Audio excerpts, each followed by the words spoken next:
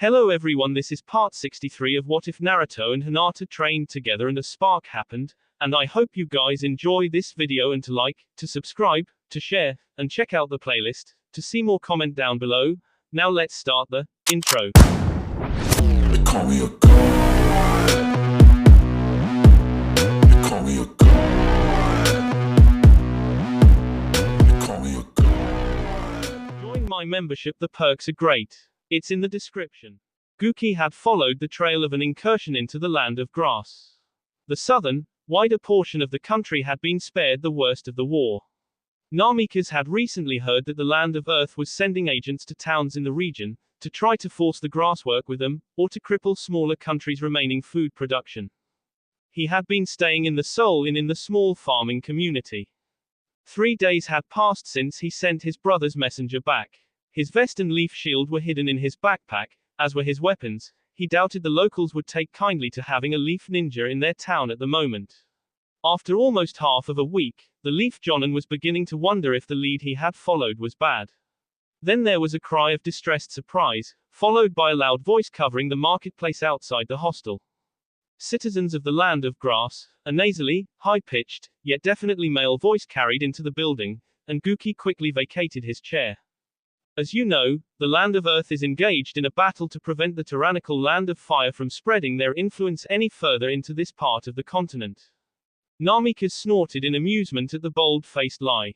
He exited the building and observed the 8 hidden stone ninjas drawing a crowd of civilians. Therefore, we require your support, the lead stone ninja continued loudly. You will give us all the food we can carry. We are selling food, a young fruit seller said bravely. You are free to buy, as anyone else is. Let me make myself clear, the whiny-sounding warrior shot back darkly. You can give us what we need, or we can pacify you and take it. I don't see that happening either, Guki said loudly, and the crowd split at the sound of another unfamiliar voice. And who is going to stop us? You, the spokesman demanded incredulously. If it comes to that, Namikaze said simply, and without boasting. The stone ninja was unnerved by Guki's calm confidence. Kill him, the invader ordered, then the others will know better than to cross us. The 4 shinobi nearest to their leader charged forward, and the civilians wisely withdrew to the closest available cover.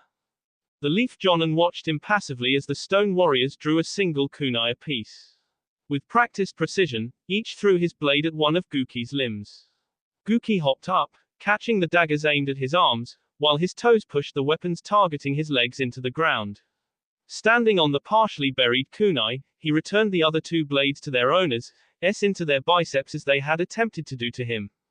Guki did not like showing off, but it had the effect he hoped. The stone ninjas stopped, and looked at their boss in uncertainty. Who are you? The head thug squeaked. Just a traveler, who doesn't like it when ninjas attack civilians instead of protecting them. You can take your archaic nobility with you to hell, the would-be thief shot back, trying unsuccessfully to lower the pitch of his voice. Attack Formation 3. Earth Style, Craven Stone's Jutsu, the 5 of the stone ninja chanted, their voices not quite matching. The ground twisted upwards and reformed into 2 creatures that Guki understood were meant to be wolves, or possibly coyotes. Whatever their intended species, the rocky quadrupeds both ran forward, though none of their legs ever left the earth. Siphon appeared in his hand on a mental command, and Namikaze swung down on the maw of the first beast. The weapon's crimson inset flared, and stole all the chakra animating the statue, causing it to break apart.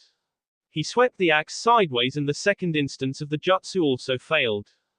2 of the larcenous ninja had been using the moving stony canines as cover, and were quite surprised that they have been revealed so quickly and easily.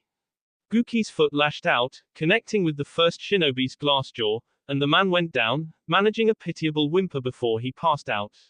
The second warrior retreated, abandoning his comrade with a look of fear. What are you waiting for? The leader barked at his 6 remaining subordinates. He's only one man. Get him. Guki looked down at the corpse of the Earth Ninja leader with regret. 5 of the thieves had fled, injured and demoralized. 2 remained, unconscious but alive. But despite his seemingly cowardly demeanor, the high-pitched spokesman had been a skilled fighter, and had refused to back down. Though he was not as strong as Namikaze, he refused to back down.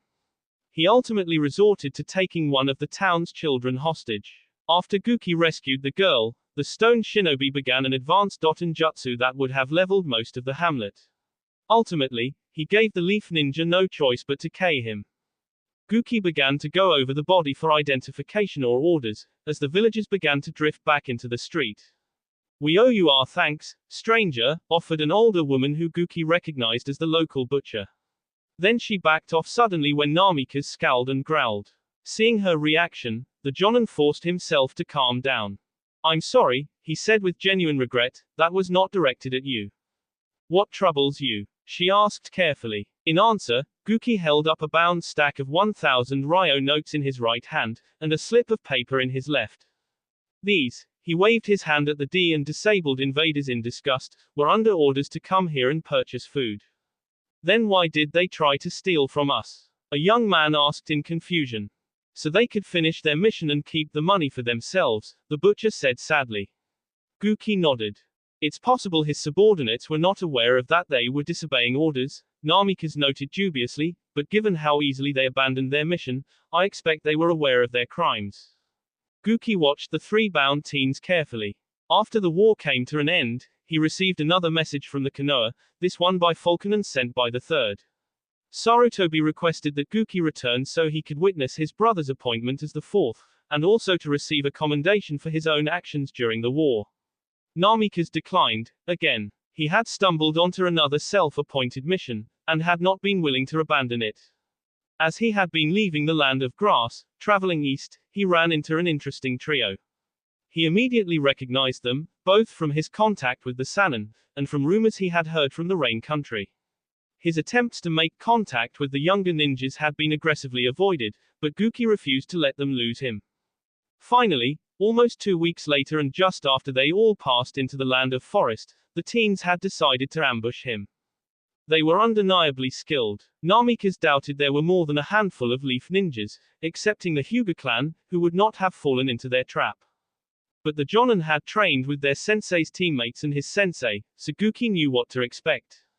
After he avoided their net, their pit, and the fuinjutsu that the physical traps were meant to force him into, the refugees attacked. Unfortunately, the younger shinobi were tired, hungry, and afraid of something besides him, and Namikaze quickly disabled them. He tied them up so they could not flee or attempt to attack him again. And then he observed them carefully, trying to determine how he should break the proverbial ice.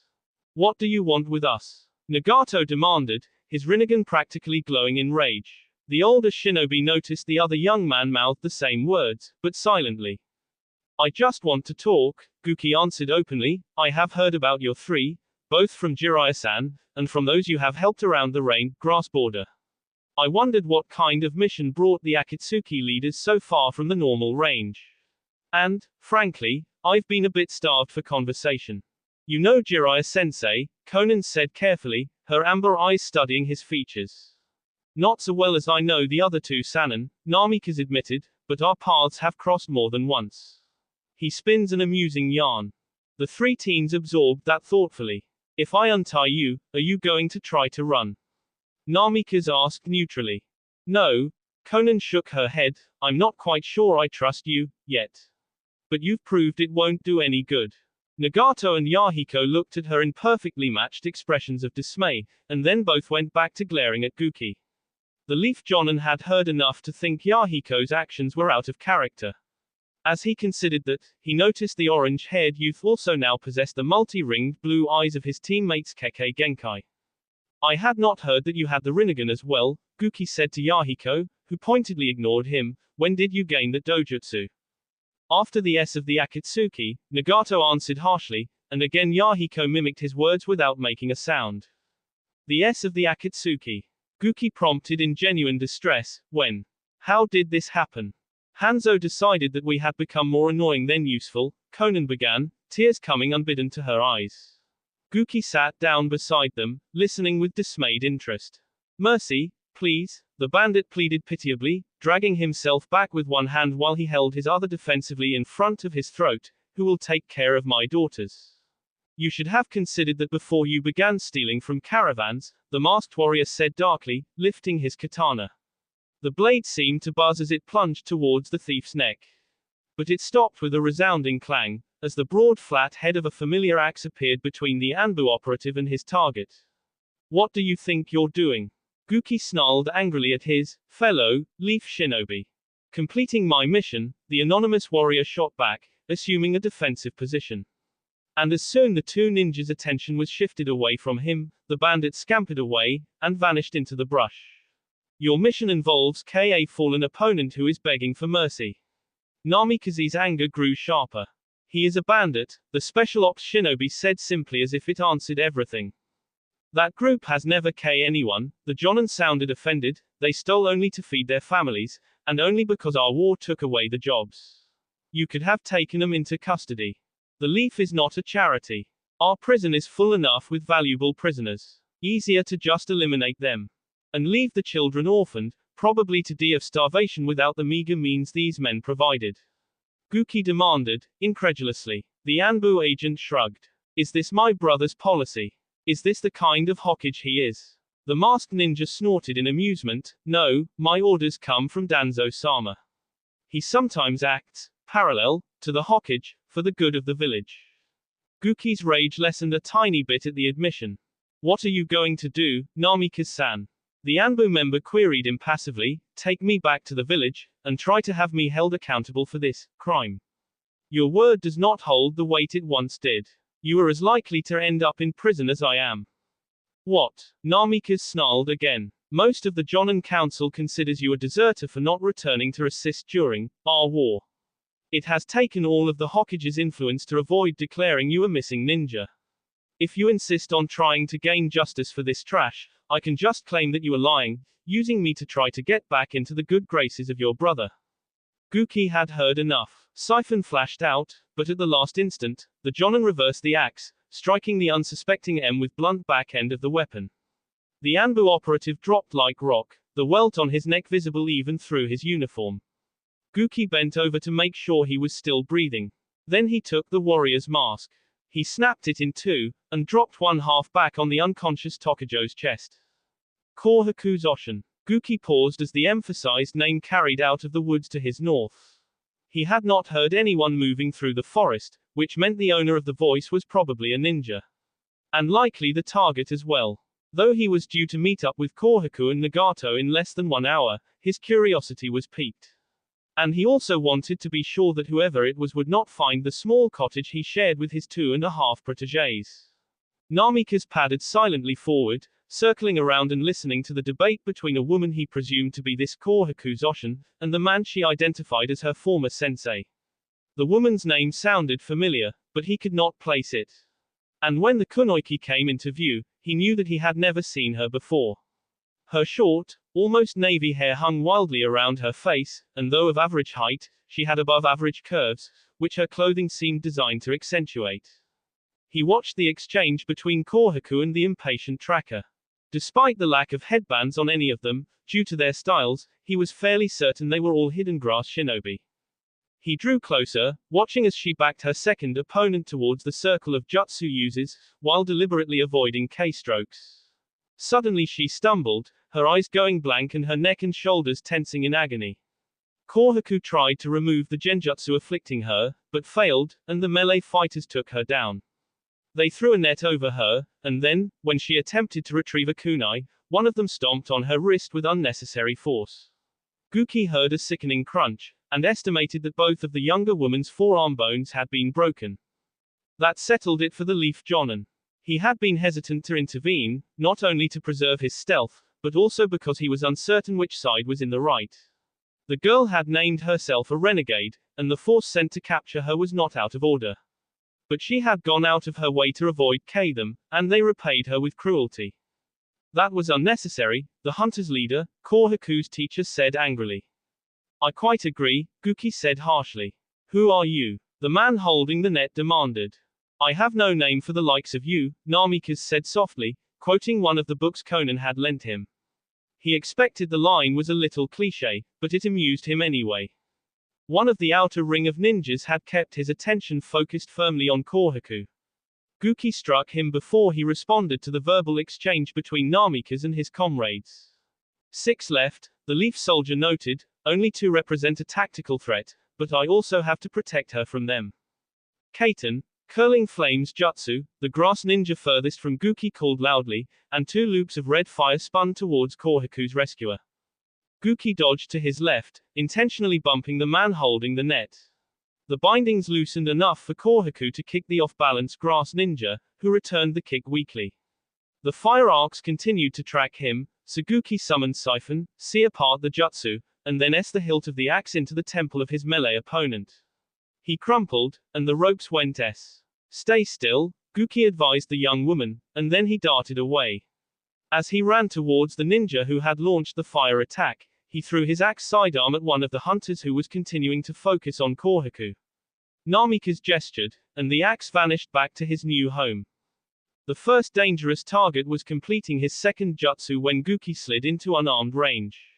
The grass warrior broke off his technique abruptly, to catch the knee aimed at his gut. The leaf jonin flipped backwards, his other knee forcing the man's arms apart and driving into the ceramic mask covering his chin. The animal-themed disguise broke, but the hunter did not fall. Instead he drove his fist into Guki's side, forcing the breath uncomfortably from Namikaze's right lung. Focus, Guki told himself, hammering fists into either side of his opponent's neck as he descended from his upwards hop. The pretty boy hunter was stunned long enough for Guki to press his forehead into his opponent's nose. The fourth head trauma was too much for the Kaiten user, and he fell backwards, still essentially awake, but unable to focus his eyes. The leaf renegade turned, his eyes quickly scanning them. One of the 2 genjutsu users remained, as did the man who broke Kohaku's wrist, but Guki had been saving him for last. And beyond those 2 was the girl's teacher, their field commander, who Namikaze was surprised to see had not moved. The former Hokage candidate flash-stepped to the woman who was still binding Kohaku's mind in some way. The genjutsu user let out a resigned sigh, and did not even struggle as he disabled her with the Ranshinsho. He turned on the young shinobi who had seen fit to break Kohaku's wrist while subduing her, but the coward was already running. Growing even more disgusted, the leaf shinobi signed twice, causing the ground to open up and swallow the jerk, stopping not at the neck, but closing around his mouth, just barely leaving him room to breathe. Kohaku's eyes came into focus as Guki moved to confront her teacher. Guki leveled a punch at the grass jonin's shoulder, wondering at the sluggish block that barely moved his fist out of the way. Make it look good, Namikaze-san, the grass hunter whispered, before demanding loudly and nervously, who are you? Guki's eyes widened in surprise, but then he nodded with a knowing smile. The leaf soldier appreciated his foe's need to stay loyal to his village, but also to protect his student. So he gave the man an out, putting on a show for the disabled yet alert grass ninjas.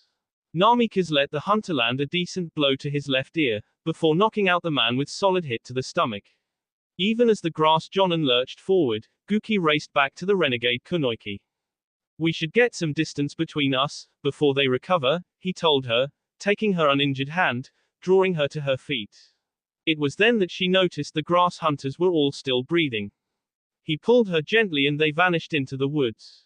Is that him, Guki-sensei? Nagato asked with a hint of anxiety.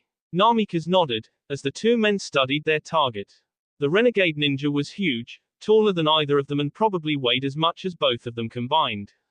He had grayish-brown hair that jutted around in wild, random spikes. And his similarly shaded eyes darted around with a hint of madness. That's the target, Jigoku, Guki confirmed, though his village is unknown. From what I have learned of his skills, he must have been a Tokujo or even a Jonin. Now, he's assembling his own personal cult, using both religion and tea to keep his followers in line, while he does whatever he wants. Currently, he is tracking more war refugees to bring into the fold. Based on what we've learned of the paths, I thought Jigoku was the perfect candidate, letting us accomplish 2 goals at once. Nagato nodded, feeling a strong connection between the rogue and the realm of hell. But it was not the man or the thought of fighting him that made the young man nervous. Nor was it that the Deva path had been left at home with Konan and Kohaku, this trial being for Nagato alone. What had the Rain Orphan riled up was what came after. Okay, this is your first fight since I took over your training, Namikaze told his student, but I'm here to back you up, if you need it. I won't, Nagato said as much for himself as for his mentor, because, if I can't show this person pain, what chance will I have against Hanzo? Nagato drew a single kunai in his left hand, and focused his unique chakra into his right palm. He darted forward, positioning himself in front of Jigoku, before stepping into the other renegade's field of vision. But he kept his weapon concealed for the moment. "Greetings, my son," Jigoku said immediately and openly, and Nagato felt a surge of the human realm as the self-proclaimed holy man tried to influence him. "How fortuitous that we have met today. I am seeking lost lambs, to offer to shepherd them on the path to salvation. And I can see you are in need of guidance. I am already on the path to redemption." Nagato could not help but be angered by the false promise, and unfortunately, you are the first hurdle on that road. "But if you like, I can show you heaven." Jigoku smiled darkly as Nagato moved the blade from behind his back. "Then I will have to beat salvation into you." The big man roared imperiously, charging forward. "Shinra Tensei," Nagato intoned, releasing the energy in his empty hand. "Well done," Guki said, moving into view as Nagato knelt beside the renegade's body, "but now is the real test." The Rinnegan user nodded, and began to sign. He and Namikaze had pored over accounts of the Sage of the Six Paths, and studied forbidden spiritual and necromantic techniques, before they had finally devised this technique. It had helped stabilize Yahiko's half-existence, but this was Nagato's first full use of the technique. "Hitsuji, Tatsu, Inu, Mi," he started to chant, his eyes locking on the metaphysical holes in the corpse's brain and heart, where his soul had resided. He reached into the Naraka realm, finding Jigoku amongst the other victims of their own bad karma, and started to draw him back. Then he broke off a moderate chunk of his own life force, and seeded it into the body. Jigoku's coloring began to change, but unexpectedly, it matched Yahiko's appearance more than Nagato's, except for the blue-ringed eyes that the Akatsuki founder had also gained. Nagato cried out in pain, as a bar of gray metal erupted out both sides of his left forearm with a short fountain of B. Similar, smaller cylinders appeared through Jigoku's nose and ears. The corpse took a sudden breath, and sat up. Nagato could now see himself through the fragment's eyes, and thought he looked very tired. "Well done, Nagato. Or should I call you Pain now?" Guki smiled proudly at his student, and welcome to the Naraka path. "Nagato," the young man answered, "I will bring the rest of the world pain, but to you sensei, and to Konan and Kohaku-san, I will always just be Nagato." Guki nodded his understanding, and helped the young man stand. Guki ran his fingers through Kohaku's long green hair as he kei her passionately. After they broke off the lip lock, the Jinchuriki giggled like a schoolgirl. Nagato and Konan just left, she chided him affectionately, "You should at least wait until they're out of earshot." "What is wrong with me, Kei, my new bride?" He teased her back, moving his hands in interesting ways. "What's wrong is that my husband is an impatient horn dog," she countered without any real bite. "You were the one who tried to seduce me when we first met," he told her, sliding her shirt upward, enjoying the feel of her soft skin.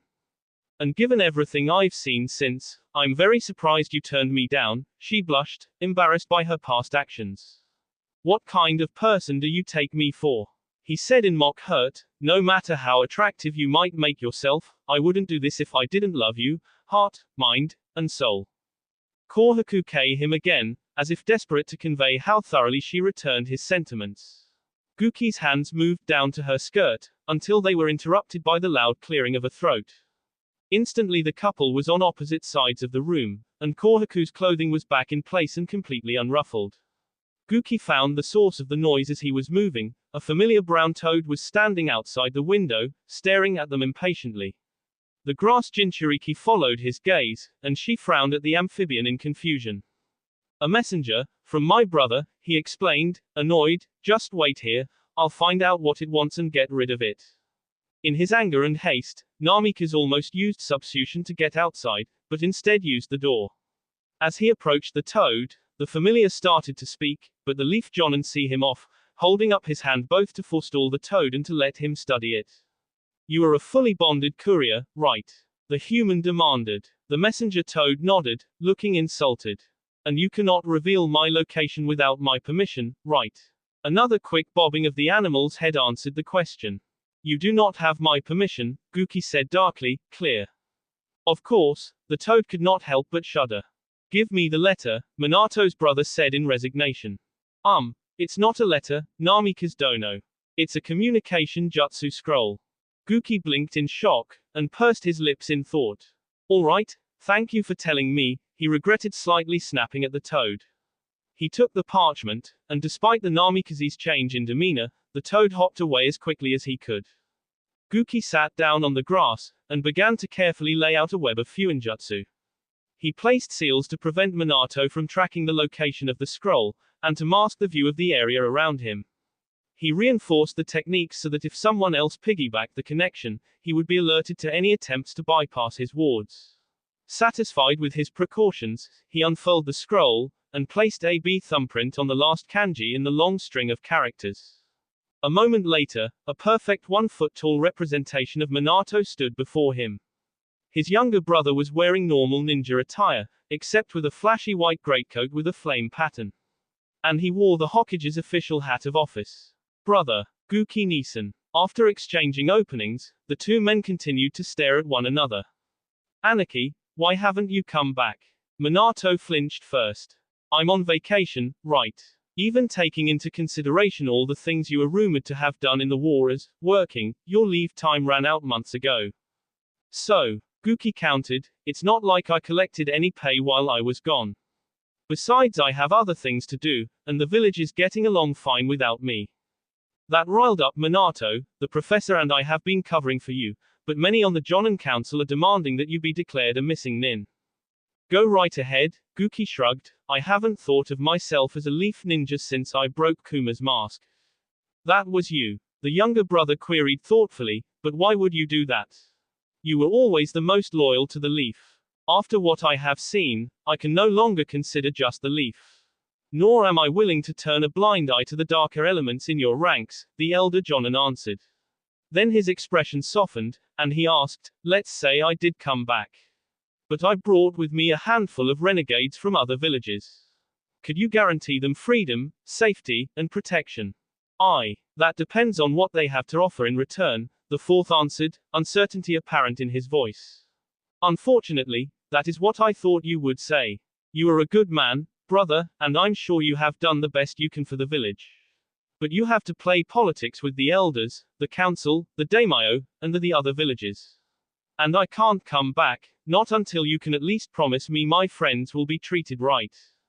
Guki raised his right hand, fire chakra dancing between his fingertips.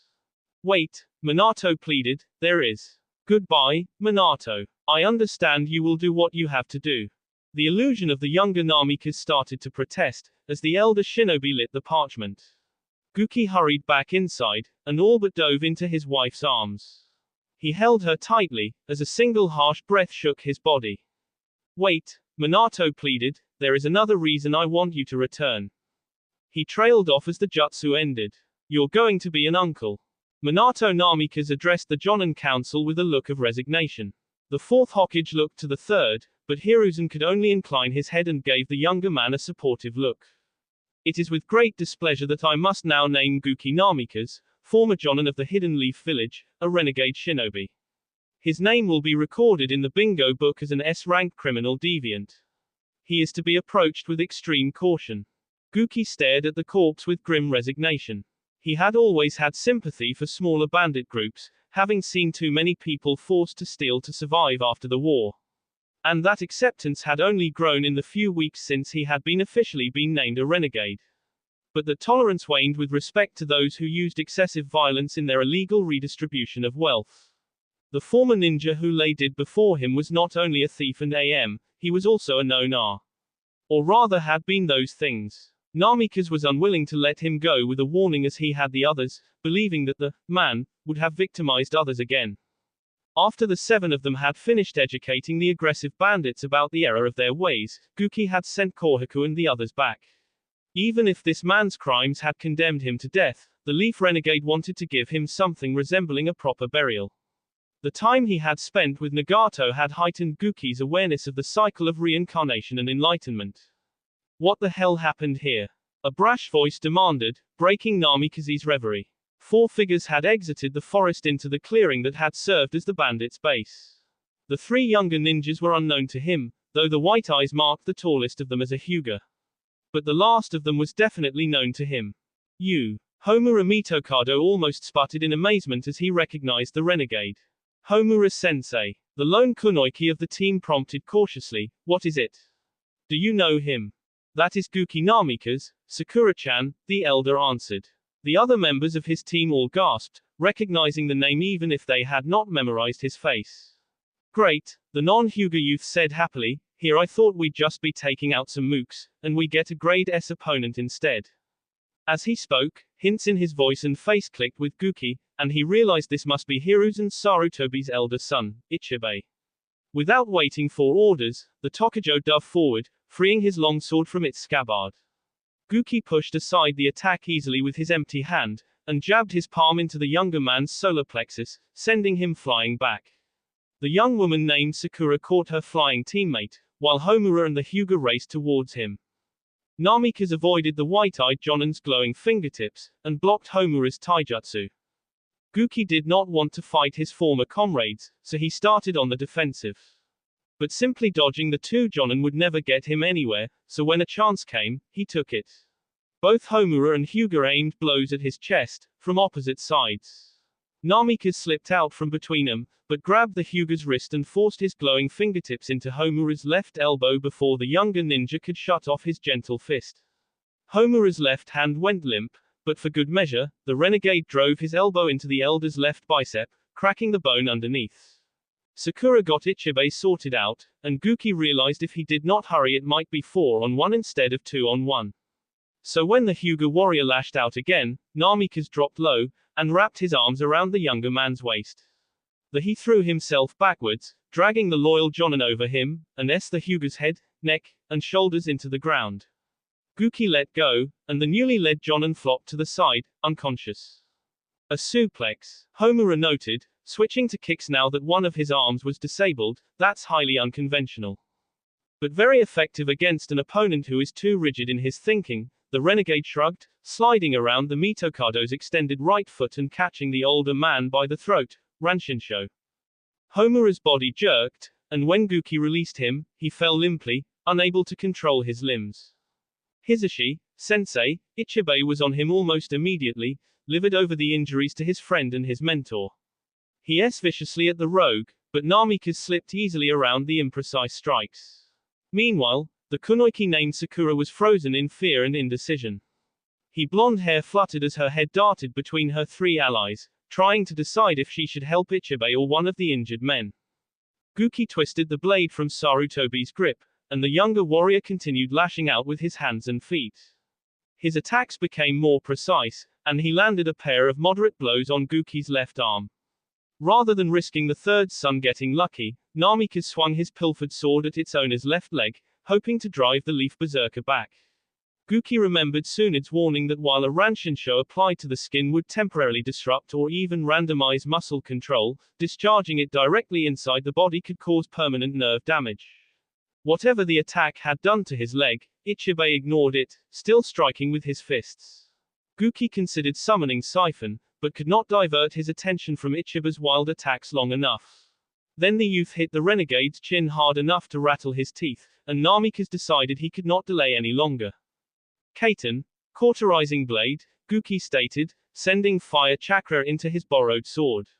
He blocked the next strike with the crosspiece, but Sarutobi's son ignored the seared flesh on his knuckles. You aren't leaving me with many options, Sarutobi-kun, he tried to reach the Tokujo, but Ichibei did not seem to hear him. Instead he launched simultaneous punches at the rogue's throat and Guki exhaled in defeat, dodged the wild strikes, and drove the still blazing sword into the teen's left shoulder. The combination of and burning finally caught the berserker's notice, and he howled in pain. This distracted him long enough for Guki to sock him in the face. The offhand blow was still hard enough to knock out the 19-year-old. Sakura Futaba was past her limit. She had started backing away after the C to Sarutobi's calf, but now she turned heedlessly and ran back into the forest. Guki shook his head in dismay, and turned back, kneeling over his teacher's son. As he reached for the younger man, Homura found his voice again. Stop, I won't let you. The elder started to object but trailed off when Guki began to bind the wound on Ichiba's leg. What are you doing? The bespectacled Jonan demanded. If I don't stop the bee, Heal D, Namikaze answered, and my medical jutsu doesn't even compare to Tsunade-sensei's, so I'll have to combine it with some old-fashioned compression. I could cauterize this wound, except I see into the bone. And with the other damage I did, burning it shut might make things worse. But you're a rogue ninja, an enemy. This is only the second, well arguably the third time I have betrayed the leaf, and you did attack me first. I have no desire to fight my former friends and comrades. Then why betray us at all? Homura demanded incredulously. Because I have to. This world, our world, is about to break. People view us as demons or demigods, and they aren't that far off. Even worse, there are an increasing number of us who actually wholly accept that. Namikaze stopped speaking as he tied off the bandage, and began checking the hole in Ichiba's shoulder. What do you mean? I studied with both the professor and Orochimaru, Guki offered. I understand the science of chakra and jutsu better than 3/4 of the ninjas on the planet. But when I stop to think, really think, about what we can do, it is insane. Ludicrous. Guki paused both his treatment and his speech to pick up a small stone from a nearby fire pit. I can copy my mind, insert it into this rock, have it assume my form, and essentially become me, until it is destroyed or runs out of chakra. He channeled his ki, creating a clone. The copy picked up Hisashi Hyuga, placed him beside Ichibe, and began to check on the younger man's spine and skull. The civilian daimyos, they only rule by our whim and sense of honor. And both of those I have been finding recently lacking. I have seen too many full, sanctioned ninjas breaking the rules and disobeying orders for their own gain. Do you know, Guki prompted with more anger, that in this last war, 4 times as many civilians died as did shinobi. The helpless people we are supposed to be fighting for, died in our conflict by the droves, more than we did. And that's not considering and the orphans that were created, all of the people who died later from hunger. And beyond just death, there are too many reports of theft, and T. And there's nothing they can do about it. If someone were to gather all the non-ninja soldiers and samurai of every country on this continent, they could only barely overpower one ninja village. Throw in reinforcements from a second village, and it would all be over. But that's not to say that ninjas should just vanish. We are the only ones who can even attempt to deal with demons and spirits. And we could do so much more. And, Homura prompted again, this time much more humbly, are you going to fix it? I hope to, Guki said sadly, but I don't know how, yet. All I can do for now is protect my friends, and this land that lacks a hidden village of its own. There was a rustling in the forest, and Homura shifted his gaze to look. And when he turned back, Guki was gone. Guki-sensei, Conan screamed, rousing him from bed. None of them slept particularly late, but the origami user rose early once a week to trek to the nearest city to get a newspaper. Both Namikazes were awakened downstairs in a matter of seconds, as was Nagato, even though he had not been called for. Conan, what is it? Guki asked, staring anxiously at the young woman. Conan was panting and drenched in sweat, as if she had run the whole way back at top speed. Trying to catch her breath, she could not form the words. So she thrust the paper into his hands. Nine-Tails Fox strikes, he read the headline aloud with a tone of dread, 4th Hokage falls sealing the beast. He quickly read through the article, which gave a shaky accounting of the attack on the Leaf Village. It listed numerous D, including Minato, but did not say where or how the fox had been bound. They didn't do anything, Guki barked on his second read-through, they let him D.S. himself for them. There must have been a dozen other things they could have tried, but they let him go, instead. Tears streamed down his face, and he threw the paper back at Conan. Kohaku draped her arms around him, offering her love and support. It has to stop, he mumbled suddenly, after a few minutes of silence. Her lover and both students looked up at him in surprise. I've been trying to find a better way, and also hoping Minato might shape up and start to influence the world like only the Hokage can. I have been too naive, thinking that good people can influence the bad, that humanity will grow as a whole.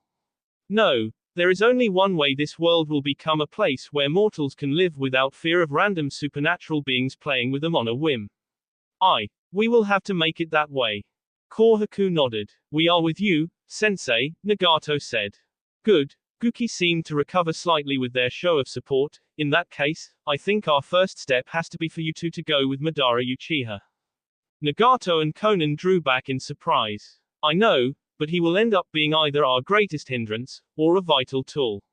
And his offer to Pain is the best chance we have to determine which one. I already told your dogs I'm not interested in joining your new Akatsuki, or whatever you call it, the Reaper of Shinobi said harshly. Even if it had some benefits, joining Pain's group was a mistake. But you still insisted on this private meeting, even knowing I would probably try to K you. So color me intrigued. What do you have to say, Reikage-sama? She sneered the last word, but Guki was unconcerned.